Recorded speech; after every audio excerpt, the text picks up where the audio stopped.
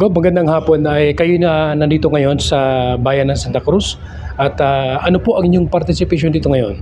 Una kami ni VGP Perez ay nakikiisa sa selebrasyon ng Pride Month o pagkilala, pagbibigay respeto sa LGBTQ community. Sa katunayan, sa unang termino ko bilang congressman noon, ang kauna-unahang panukalang batas na inihain natin ay anti-discrimination sa LGBT community dahil naniniwala tayo. Linawin lang natin na hindi tayo for same-sex marriage. Ang gusto lang natin ay hindi ma-discriminate ang LGBTQ community. Ibig sabihin, hindi porke miyembro ka ng LGBT ay hindi ka na pwede maging isang sundalo.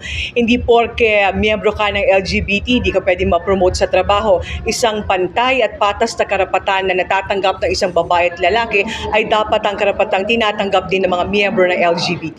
So yung pinaka-essence ng inyong sinasabi kanina na pagpapahalaga ito sa ating mga kababayan?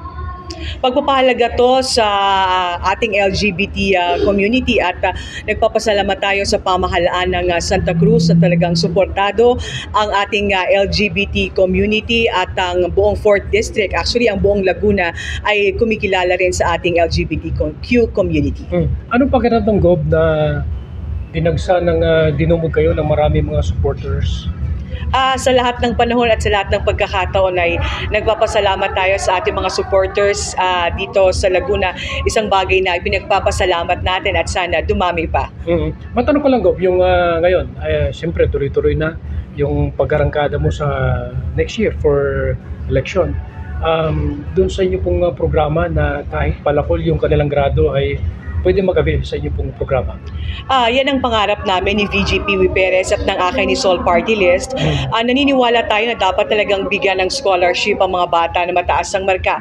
Pero sa pag-aaral natin, marami rin mga bata na palakol ang grado, hindi dahil hindi sila matalino, kundi may mga kakulangan. Wala silang pambayad sa project, walang pamasahe, walang pambaon.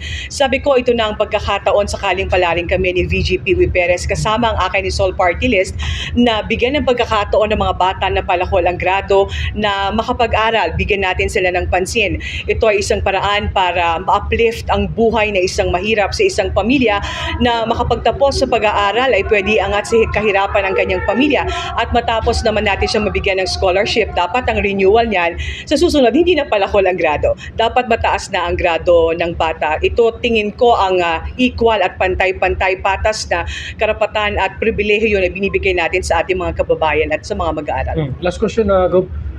Sa pag-iikot mo sa buong Laguna, kumusta yung assessment mo, yung mga natatanggap ng mga hinaing na inyong mga kababayan? Una, nagpapasalamat tayo sa mainit na pagtanggap sa ating mga kababayan, pero kami ni VGP Perez kasamang akin ni Sol Party List ay patuloy na nagsisipag. Kumbaga ang pagsisipag namin hanggang sa dulo ng laban, talagang ilalaban namin ito hanggang dulo at patuloy tayong kumukonsulta sa iba't ibang organisasyon para malaman kung ano ang kanilang pangangailangan.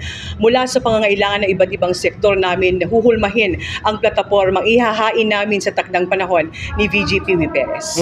Asahan pa po natin, Gob, ano pang may inaasahan yung mga kababayan ngayon dahil tuloy-tuloy, no?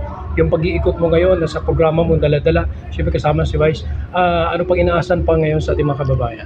Tuloy-tuloy ang pag-ikot namin ni VGP Perez kasamang akin ni Sol Party List. Hindi na lamang tayo tumutulong sa mga PWD, maging sa solo parents, senior citizen, at iba't ibang sektor. Kaya patuloy ang aming pagbaba, pagkonsulta, at pag-alam sa kanilang mga hinaing at kung paano namin to susolusyonan sa isang gobyernong may solusyon. Thank you. Interview mo siya.